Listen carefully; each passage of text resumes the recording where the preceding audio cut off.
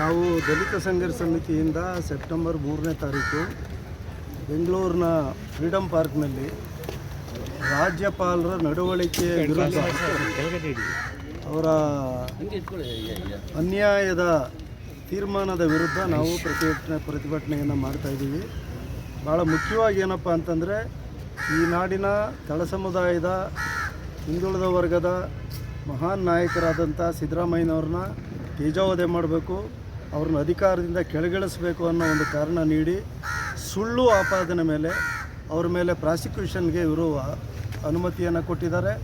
ಇದು ನಿಜವಾಗಲೂ ಪ್ರಜಾಸತ್ತಾತ್ಮಕ ಮೌಲ್ಯಗಳಿಗೆ ವಿರುದ್ಧವಾದ್ದು, ದೇಶದ ಕಾನೂನಿಗೆ ಸಂವಿಧಾನಕ್ಕೆ ವಿರುದ್ಧವಾದ್ದು. ಹಾಗಾಗಿ ರಾಜ್ಯಪಾಲರ ನಡೆಯನ್ನು ವಿರೋಧ ಮಾಡಿ ನಾವು ಅವರು ಕರ್ನಾಟಕದ ರಾಜ್ಯಪಾಲರಾಗಿ ಮುಂದುವರಿಬಾರ್ದು, ಅವರು ರಾಜೀನಾಮೆ ಕೊಡಬೇಕು, ಇಲ್ಲದೇ ಇದ್ದರೆ ರಾಷ್ಟ್ರಪತಿ ಅವರನ್ನು ವಾಪಸ್ ಕರೆಸ್ಕೋಬೇಕು ಅಂತ ಹೇಳಿ ಒತ್ತಾಯ ಮಾಡಿ ನಾವು ತೀವ್ರವಾದ ಪ್ರತಿಭಟನೆಯನ್ನು ಮಾಡ್ತಾಯಿದ್ದೀವಿ.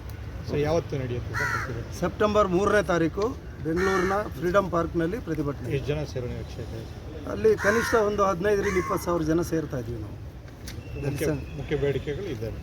ಅಲ್ಲ, ನಾವು ಪ್ರಧಾನವಾಗಿ ನಮ್ಮ ಬೇಡಿಕೆ ಏನಪ್ಪ ಅಂದರೆ ಇದು ಅನ್ಯಾಯದ ತನಿಖೆ. ಇದು ಏನೂ ತಪ್ಪು ಮಾಡದೇ ಇರೋರಿಗೆ ಇಲ್ಲದೇ ಇರೋ ಹಗರಣವನ್ನು ಸೃಷ್ಟಿ ಮಾಡಿ ಒಂದು ಪ್ರಜಾಸತ್ತಾತ್ಮಕವಾಗಿ ಆಯ್ಕೆಯಾದಂಥ ಜನಾದೇಶವನ್ನು ಪಡೆದಂಥ ಸರ್ಕಾರವನ್ನು ದುರ್ಬಲಗೊಳಿಸಿ ಜನಪರವಾದಂಥ ಹಿಂದುಳಿದ ವರ್ಗದ ಪರವಾಗಿರ್ತಕ್ಕಂಥ ಒಬ್ಬ ನಾಯಕನ ತೇಜೋವಧೆ ಮಾಡೋದ್ರ ವಿರುದ್ಧ ನಾವು ಪ್ರತಿಭಟನೆ ಮಾಡಲಿಕ್ಕೆ ಈ ಪ್ರತಿಭಟನೆಯನ್ನು ಮಾಡ್ತಾಯಿದ್ದೀವಿ.